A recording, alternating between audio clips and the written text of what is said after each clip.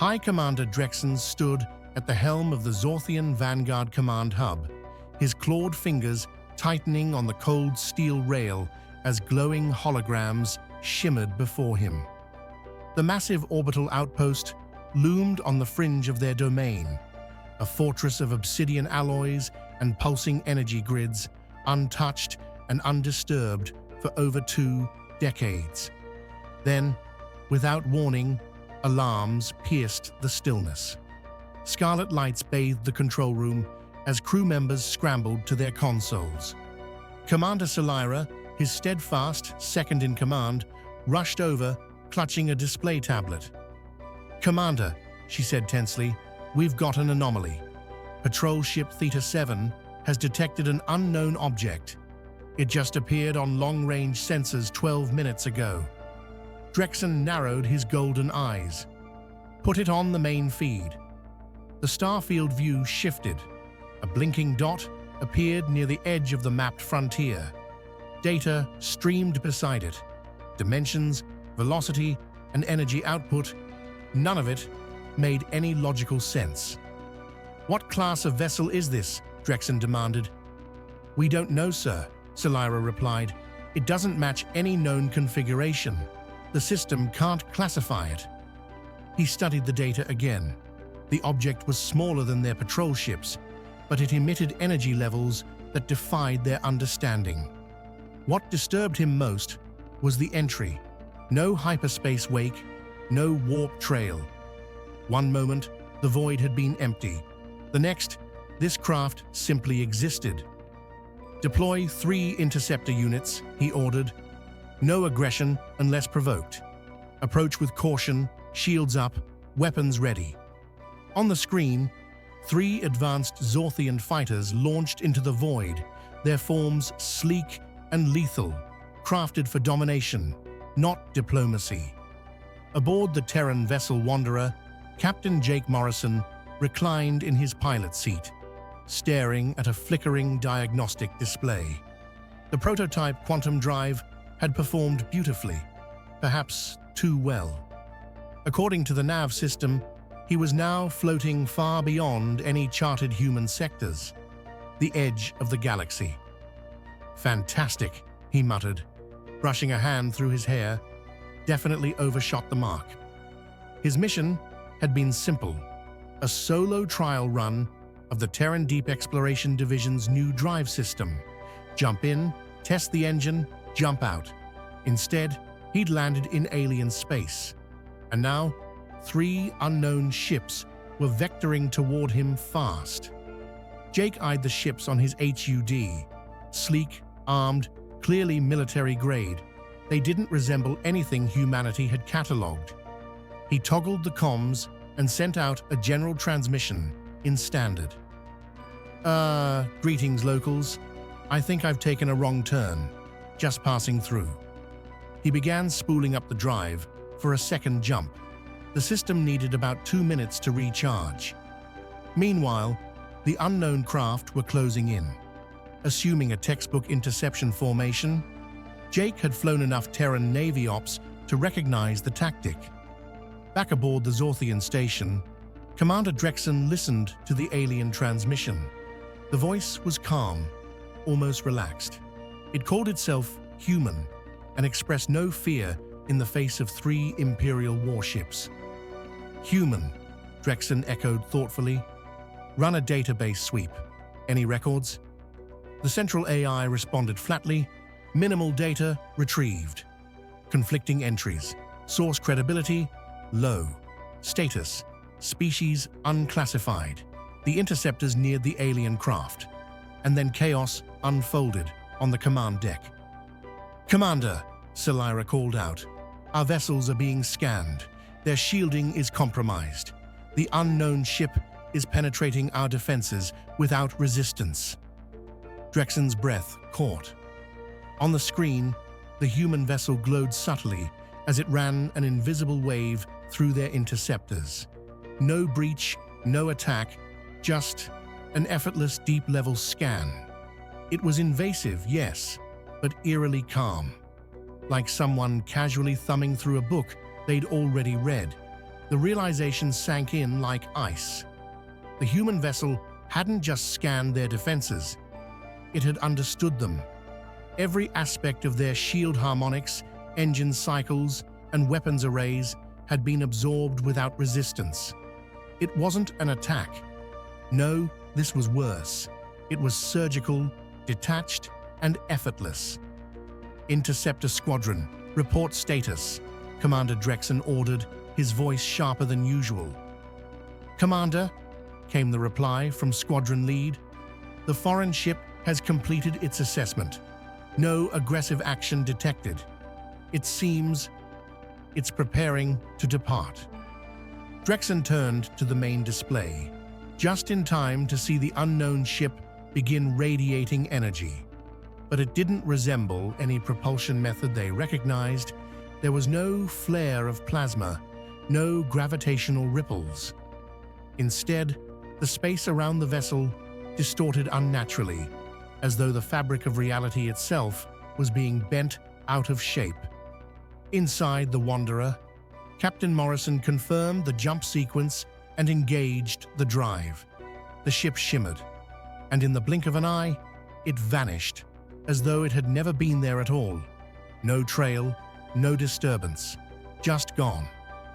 Silence engulfed the command center.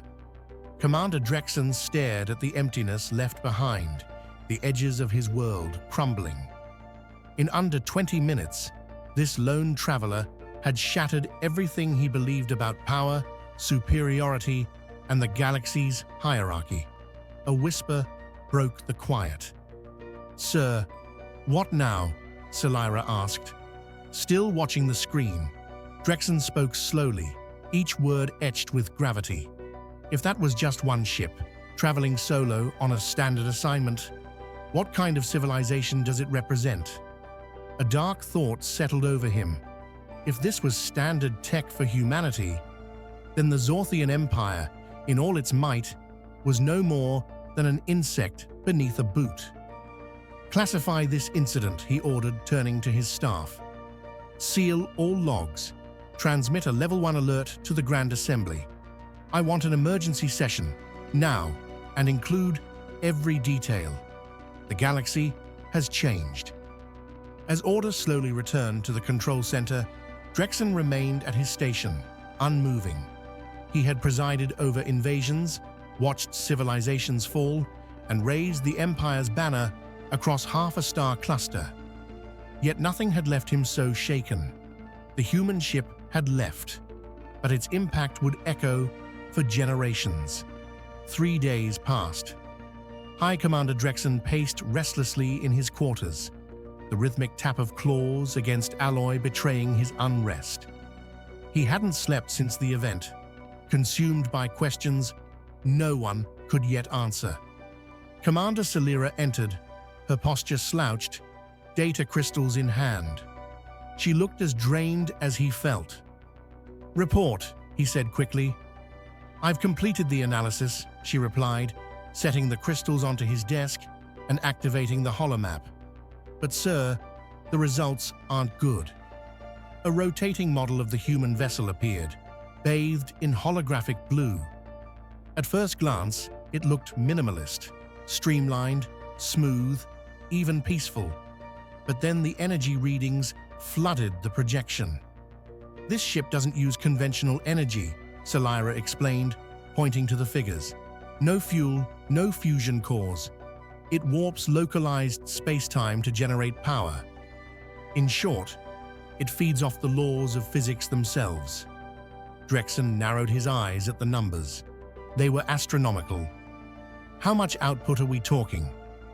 "Enough," she said, pausing, "to eliminate our entire fleet in one burst, if it wanted to. But there's more." She switched the projection to a playback of the interceptor's scan logs.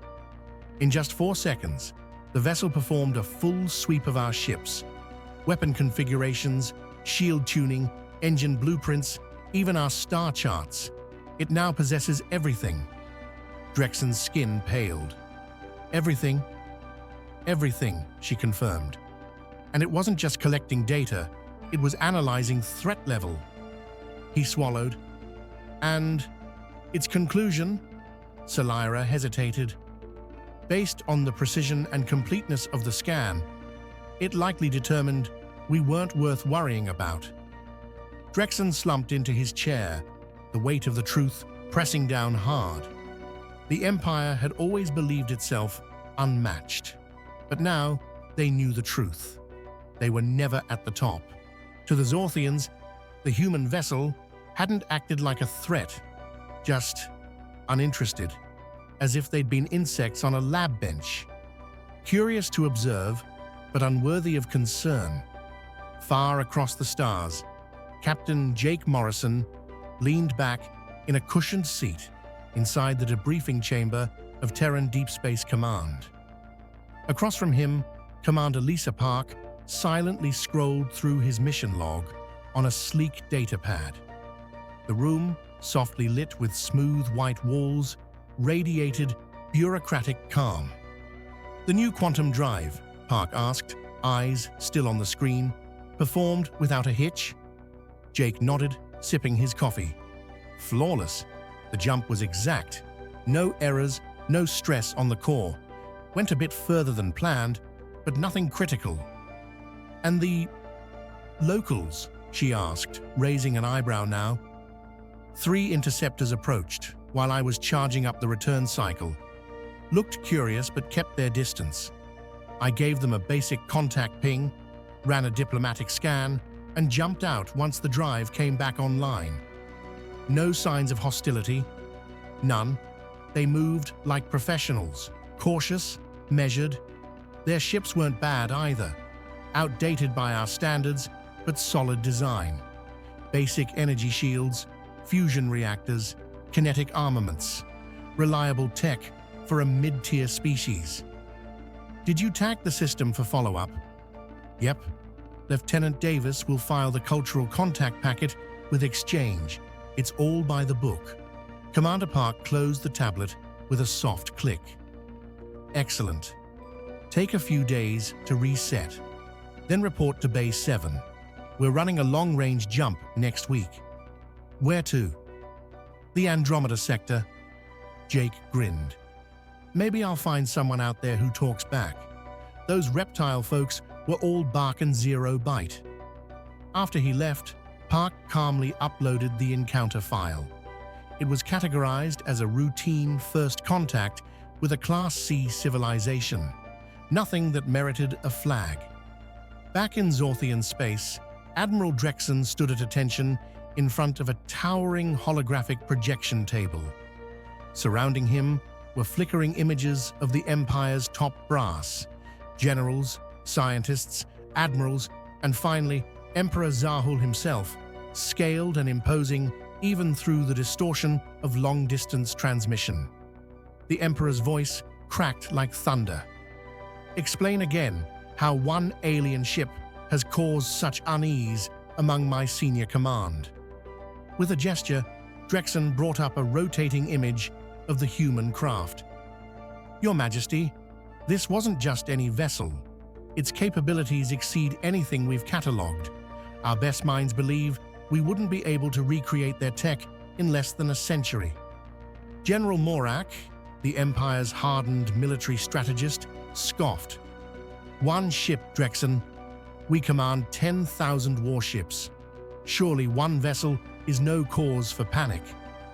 "That's the problem," Drexen said grimly. "This wasn't an enemy. The human never threatened us. It merely appeared, studied our systems, and left. Yet in that brief window, it gained full knowledge of our entire military capacity." The Emperor's eyes darkened. "What are you implying?" Commander Salira stepped forward and switched the feed.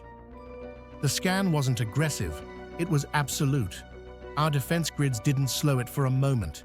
It read everything we had, and then ignored us." General Morak slammed a clawed fist on his armrest. "We are not a species to be dismissed." "With respect, General," Drexen said quietly, "that is exactly what happened." He tapped the controls again, replaying the footage of the human ship's exit. It showed the craft glowing faintly as it prepared for departure. No alignment, no warm-up sequence, no plotted coordinates. It simply left, as if space were something it could mold at will. "Observe," Drexen said. "There is no stress on its structure, no inertia to counter. It bends the void like a tool." The room fell silent. The image of the ship dissolving into nothingness played on loop, more haunting than any weapon they'd ever seen. "What information do we have on these humans?" the Emperor asked finally. Commander Celera replied, "Scattered mentions from fringe traders and exploration logs. Most were dismissed as myths, stories of a race that broke the rules of physics. Until now, we assumed they were exaggerations." "And now?" the Emperor said coldly. Drexen didn't answer immediately, but every eye could see the truth already written across his face. Admiral Drexen locked eyes with the Emperor's towering projection. "Your Majesty, if the old tales were exaggerated, they didn't go far enough. If that was just one of their exploratory vessels on routine duty, imagine what their civilization must be like." Silence fell over the chamber. The weight of that realization pressed on every mind. The Emperor, his voice lowered but no less commanding, spoke slowly. "I want everything we can learn about these humans. Activate every listening post, every archive. Spare no effort." Drexen bowed deeply. "It will be done." As the holograms of the Imperial Council faded one by one, Drexen stood alone in the war room, surrounded by shadows. He now understood what had truly happened. The appearance of that lone human vessel had undone centuries of Imperial pride. For 300 years, the Zorthian Empire had seen itself as the supreme force in this corner of the galaxy. But now it was clear they were infants, tinkering with cosmic toys, while giants walked unseen among the stars. And this was just the beginning. Elsewhere, in the luminous halls of the Imperial Palace, Emperor Zahul sat upon a vast throne of obsidian and crystal.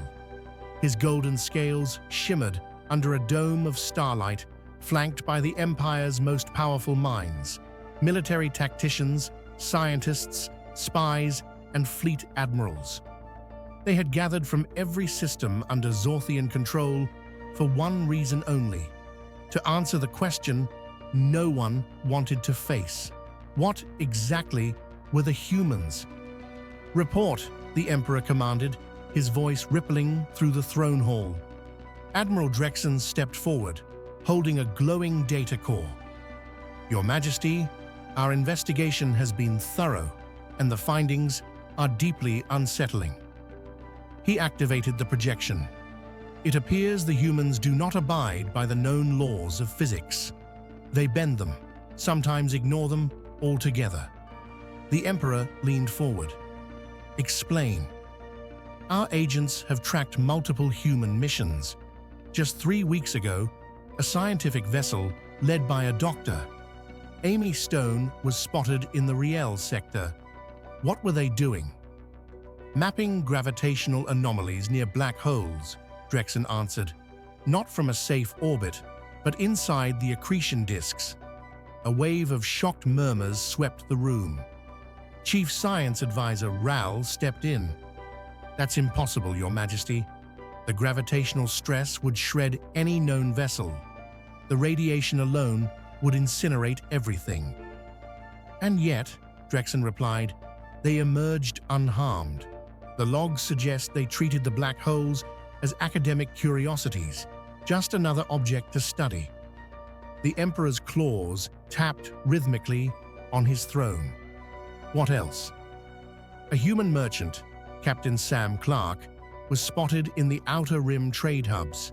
He was offering what he called basic tech to pre-spacefaring civilizations." Drexen activated another projection. One such device could restructure matter at the molecular level. He exchanged it for local produce. Stunned silence. This was tech their brightest minds had failed to develop in over 50 years, and the humans were giving it away like pocket trinkets. "And the trader's ship?" the Emperor asked. "Civilian-class cargo vessel, no visible weapons, but its energy signature was identical to the craft we encountered. Spatial distortion engines, time warp capabilities. It appears such technology is commonplace to them." At this, General Morak rose from his place. "Sire, with all respect, no species can possess limitless power. There must be a ceiling to their advancements." Drexen gave a slow shake of the head. "We thought so too, but every analysis points to the same truth. Humans have surpassed technological boundaries we can't even define. Gravity, time, energy, they manipulate the very fabric of reality the way we use levers and switches." A heavy silence fell. Then the Emperor rose from his throne, towering over all. "How many of them are there?" "We don't know, Your Majesty," Drexen admitted, "but they control significant territory, and they don't behave like conquerors. The majority we've observed are scientists, merchants, explorers. They treat the galaxy not as a battlefield, but as a lab." "And their military?" the Emperor asked, voice darkening. Admiral Drexen hesitated before speaking. "Your Majesty, we've found no indication of a human military in the traditional sense." The words hit the room like a thunderclap. A species so advanced, they had no need for armies because nothing in the galaxy could possibly challenge them. Then Intelligence Chief Seekar stepped forward. "There's more, sire. What's perhaps most astonishing is they don't seem to know the kind of fear they instill. The humans we've monitored interact with primitive societies as if they were equals, no arrogance, no posturing." The Emperor's brow furrowed. "Explain." Captain Sam Clark, the merchant, spent 3 days teaching early tool societies how to operate gravity-bending devices. He seemed delighted when they figured it out. And Dr. Amy Stone's team, they handed out their black hole data freely. No security, no secrets. They don't treat others as lesser. It's not that they think they're superior. They simply exist on a level so high they don't need to think that way. Zahul began pacing, his clawed feet scraping against the polished obsidian floor. "Are you saying that our first encounter with them wasn't even first contact to them?" "No, Your Majesty," Seekar replied. "Our analysis suggests they've been aware of galactic civilizations for quite some time. They just haven't found us interesting enough to engage with formally." The Emperor turned slowly, his eyes hard as glass. "Do they know about us? Our empire?" Admiral Drexen checked his data slate. "We found mentions in their databases, trader logs, exploration maps. We're listed as a low-tier civilization. To them, we're akin to watching ants organize a colony. Fascinating perhaps, but not significant." General Morak's voice boiled with fury. "We have ruled this sector for 300 years. We've toppled empires, subdued entire species. We are not insects." "To them," Drexen said solemnly, "we are. Our most powerful vessels rely on controlled fusion," he continued. "They fold space like origami. Our fastest ships crawl at light speed. They blink across systems. Our shields deflect plasma. Theirs ignore physics. Even their non-hostile scans peeled back our defenses as if they were paper." The Emperor sat down again, suddenly weighed down by the truth. "Have we modeled scenarios against this kind of threat?" General Morak cleared his throat. "We did, Your Majesty. Based on the vessel we encountered, we ran war game simulations. I would caution against hope." "Show me." A glowing tactical display materialized. The Zorthian fleet, 10,000 strong, faced a solitary human craft, identical to the one Drexen had logged. As the simulation began, the human ship activated something. Space warped violently, and within seconds, every Zorthian ship was erased, crushed into singularities or flung into distorted timelines.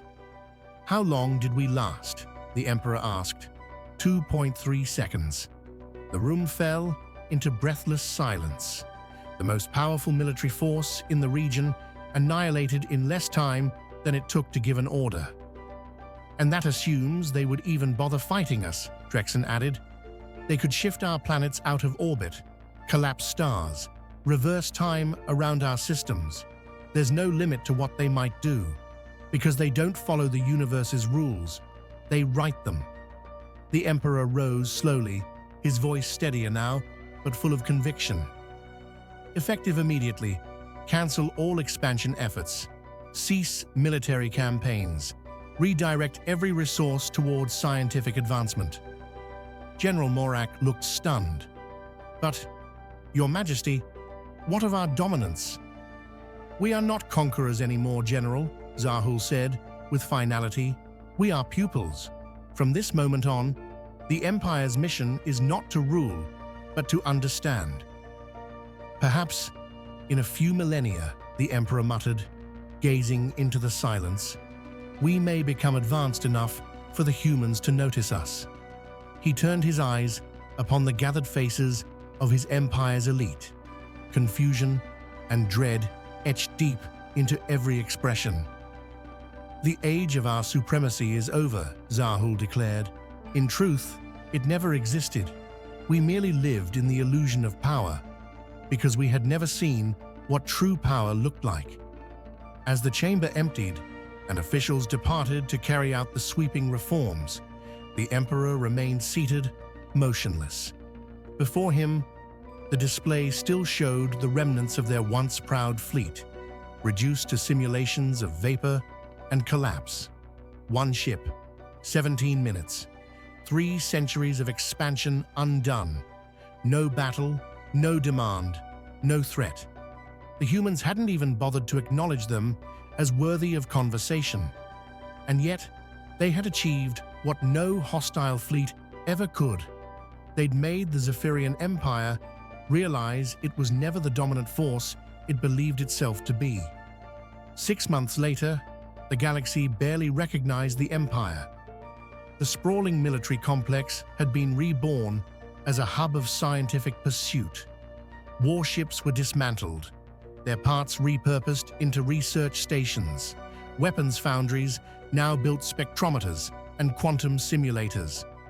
The Empire's greatest tacticians, once conquerors, now sat hunched over textbooks, wrestling with theories of space-time curvature and dark energy flow. Admiral Drexen stood at the heart of the old War Command Center, now a bustling data lab. Screens flickered with streams of encrypted transmissions gathered from deep space surveillance arrays. Chief Scientist Rolthan approached, her face tight with unease. "We've finished decrypting a large sample of human communications," she said, offering a shimmering data prism. "And Admiral, it's worse than we imagined." He slid the crystal into the console. Translated messages lit up the air like stars. "Look at this," Rolthan pointed, highlighting one log. "A researcher named Dr. Ryan Fox." Drexen read aloud. "Hey Lisa, just wrapped up the stellar construction project in Sector 7. 3 stars and 2 habitable planets. Should be fun for evolutionary modeling. Coffee later?" He fell silent. They were engineering stars, creating planetary systems, like gardening. Rolthan revealed another message. "Here's a complaint from a cargo pilot about a shipment delay." The text read, "Sorry for the delay, folks. Had to reroute around a temporal rift near Vega. Cost me 3 days, but cargo's all good. ETA, Tuesday." They were navigating time distortions, like someone avoiding roadwork. Rolthan's voice dropped to a whisper, "And this is the one that kept me awake." A final message came into view, casual, almost playful. "Hey Jake, how was your detour? Run into any locals?" I'm surveying primitive civilizations. One of them has a neat little empire, super organized for how low-tech they are. Lizard people, kinda adorable. Drexen's breath caught.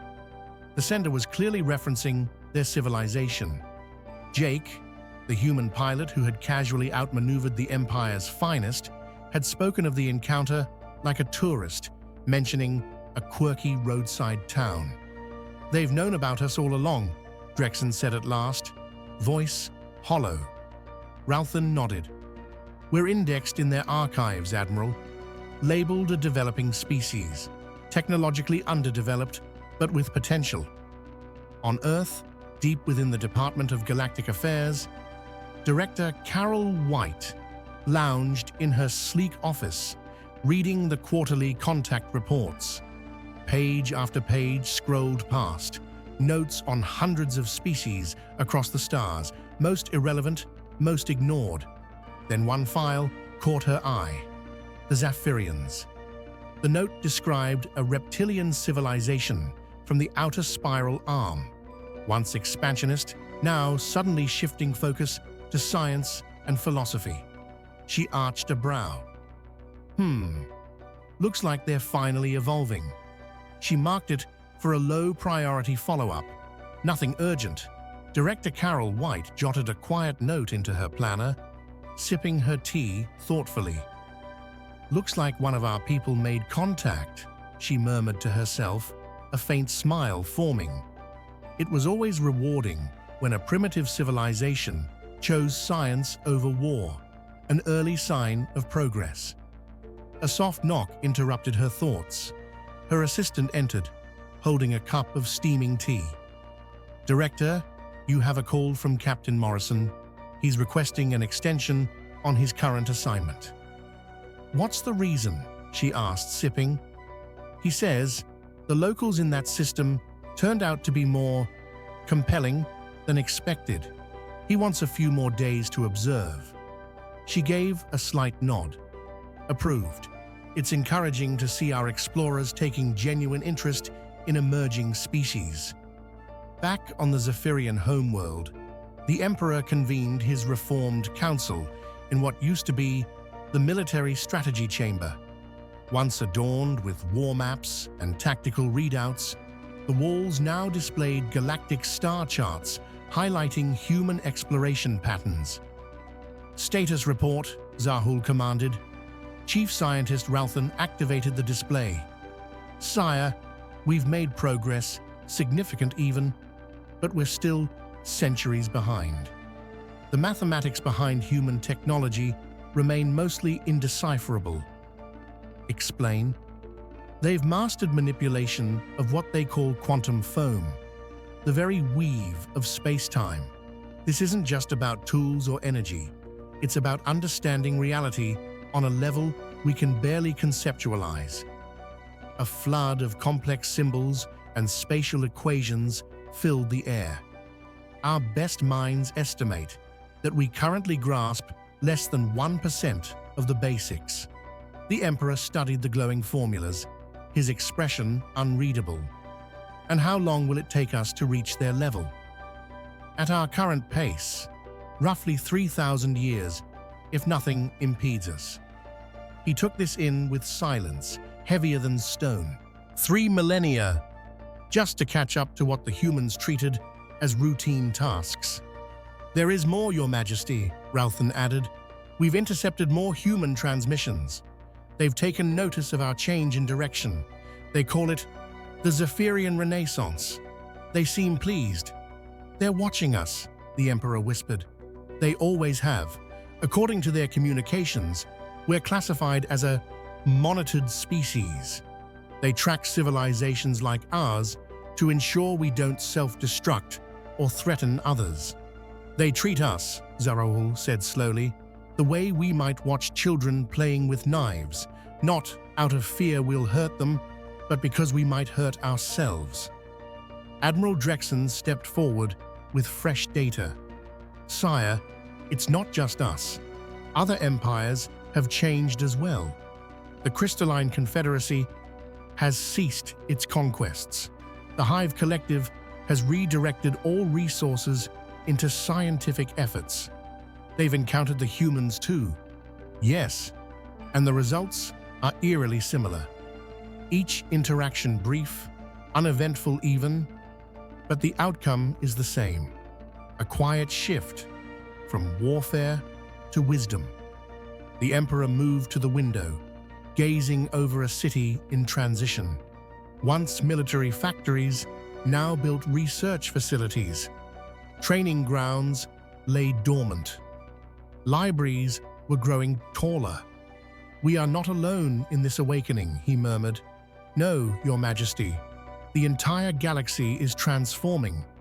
Warfare has all but disappeared. Civilizations are focused inward, on knowledge, because we all learned the same truth." Zahul gave a long, thoughtful nod. That we were playing with toys, while giants walked past us, unnoticed. "And the humans?" he asked, almost rhetorically. "They continue on, seemingly unaware of the shift they've caused. To them, we're just one of many primitive civilizations, promising perhaps, but not yet relevant."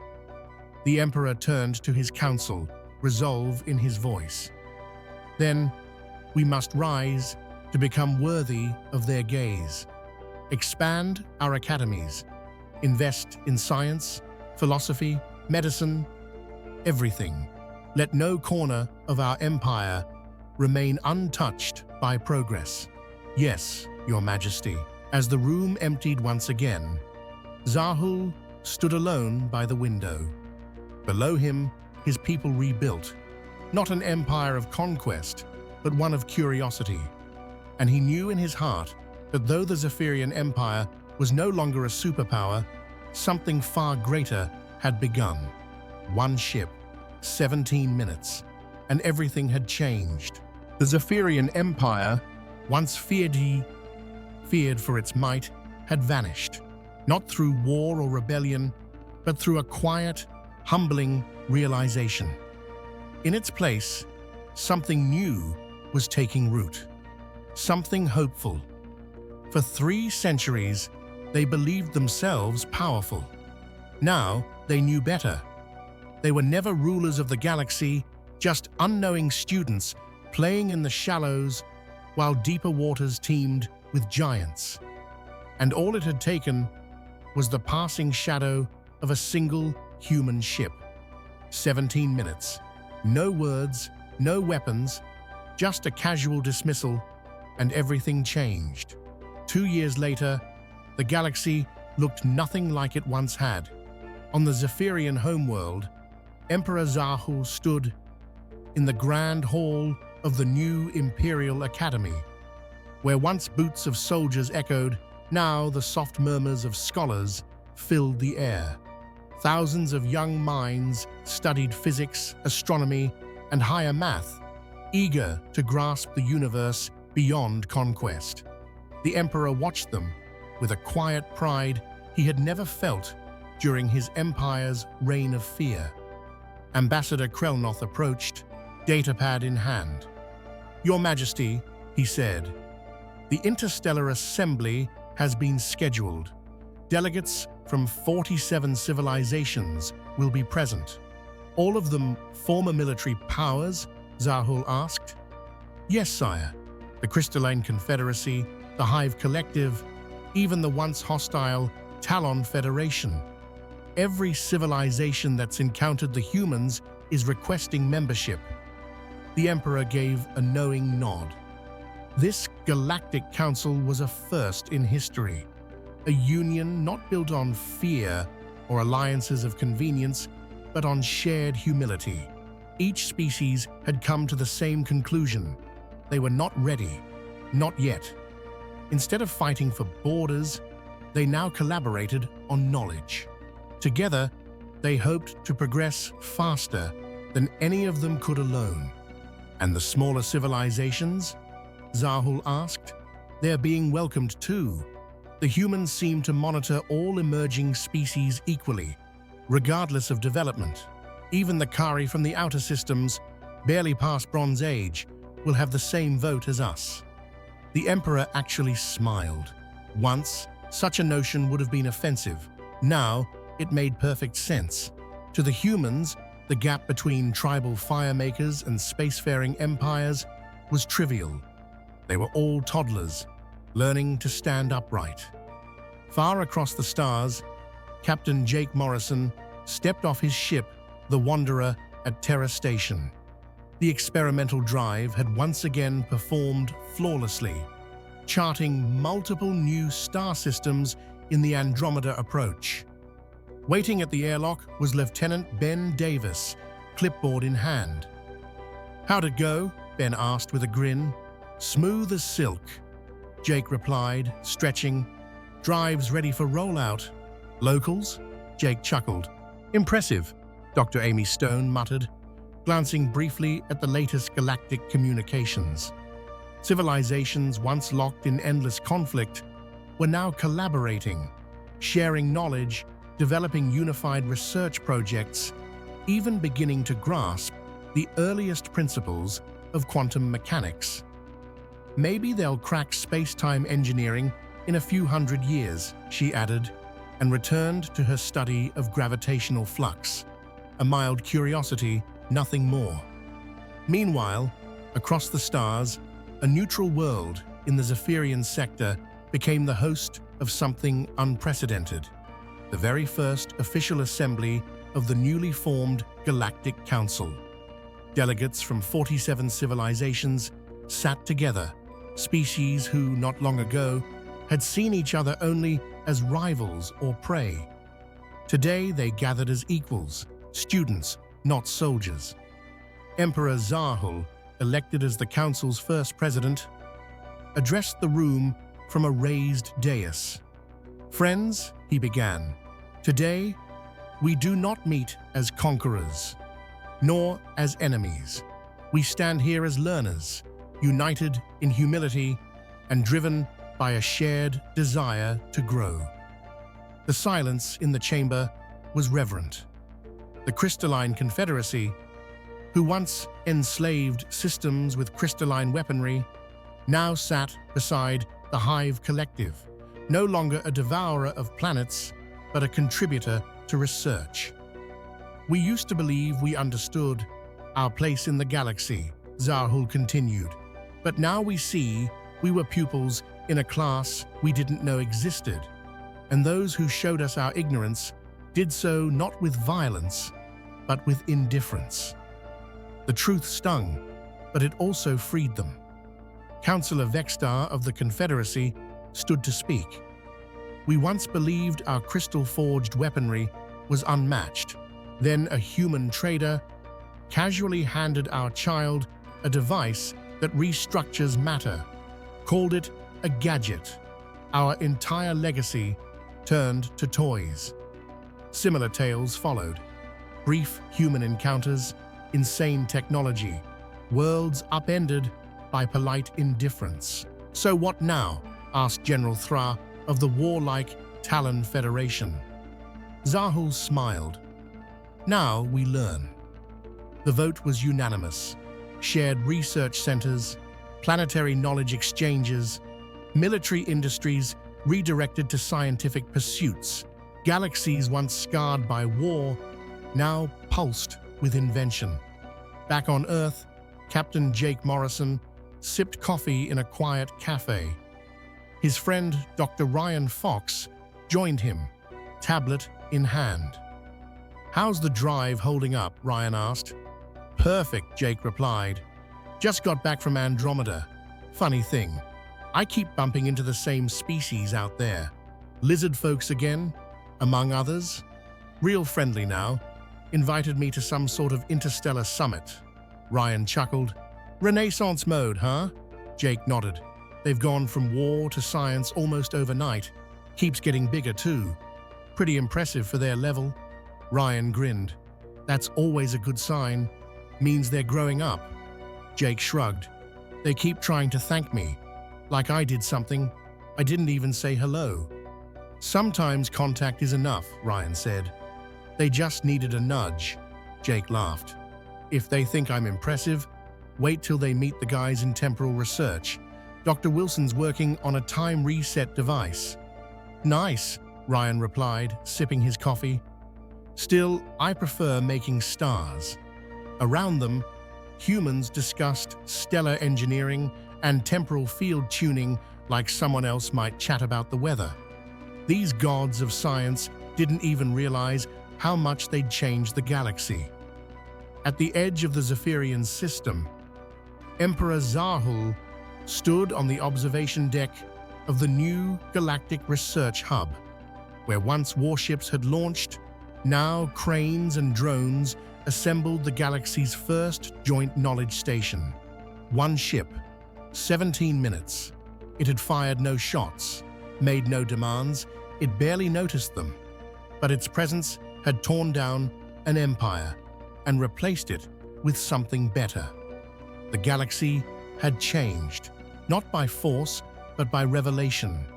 No longer a battlefield, now a classroom. And for the first time in history, its many students were ready to learn.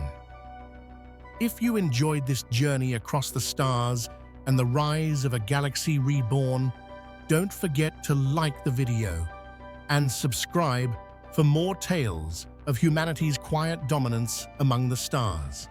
New stories arrive every week, because even in the vastness of space, there's always more to discover.